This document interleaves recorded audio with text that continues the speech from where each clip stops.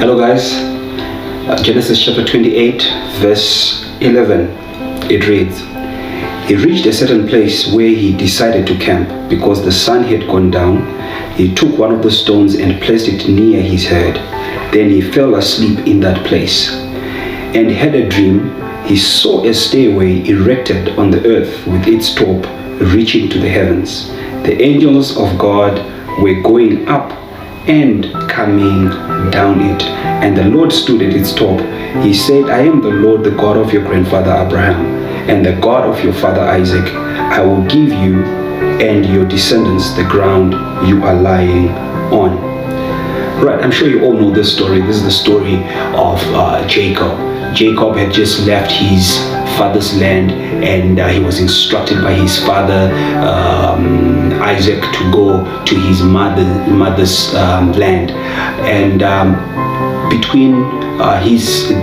in between the journey, he gets to this place, and it was dark, and the Bible says, and he took a stone and he put his head on that stone and he fell asleep.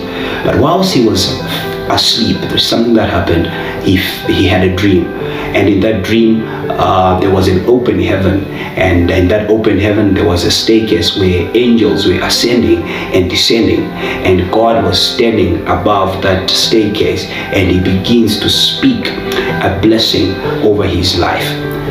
Today my job really is just to encourage someone out there that may you experience what happened to this man Jacob, where he experienced an open heaven in his life. If you know this story very well, you realize that Jacob was running away from his brother Esau because he had stolen his brother's blessing. And today I don't know what you are running away from, but my prayer today is that may you have an encounter with God. May you have an open heaven over your life. An open heaven simply is a situation where heaven begins to exchange with earth, or it is a situation where heaven begins to transact with earth. Here we see angels ascending and descending, meaning that there was a transaction that was happening between the life of Jacob and heaven. You begin to realize that God begins to change his name from Jacob, meaning supplanter, to Israel. That's a transaction taking place. And my prayer today is that may God exchange your ashes for beauty. May he exchange your sickness for healing. May he exchange your poverty for riches. May there be that exchange happening in your life because of this open heaven. If you look in the Bible, there's a woman who is known as the woman with an issue of blood. She had an encounter with heaven because Jesus was a representative of heaven, and because of that encounter there was a transaction that took place where her sickness was exchanged for healing.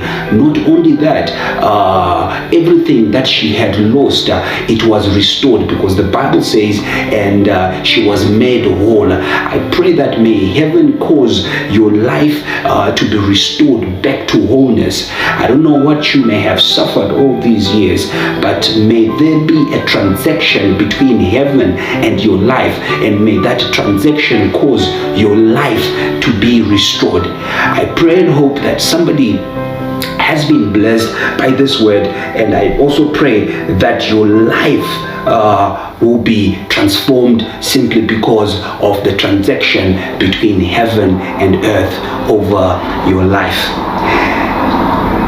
And just quick announcements.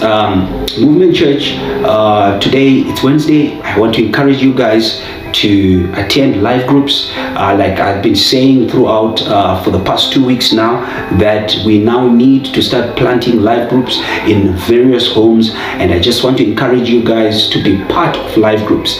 Life groups are very key in every church. If you look at the book of Acts, life group home churches were very key, where people would actually meet in homes. So let us do that. If your home is available, please get in touch with any one of your zone leaders or any one of the pastors. They should be able to help you. And also please take note that as Movement Church,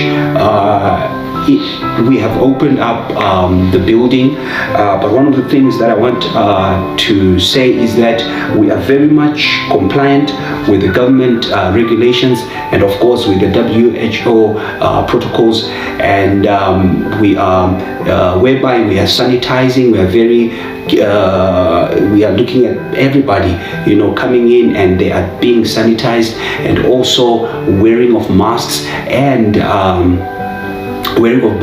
and also social distancing.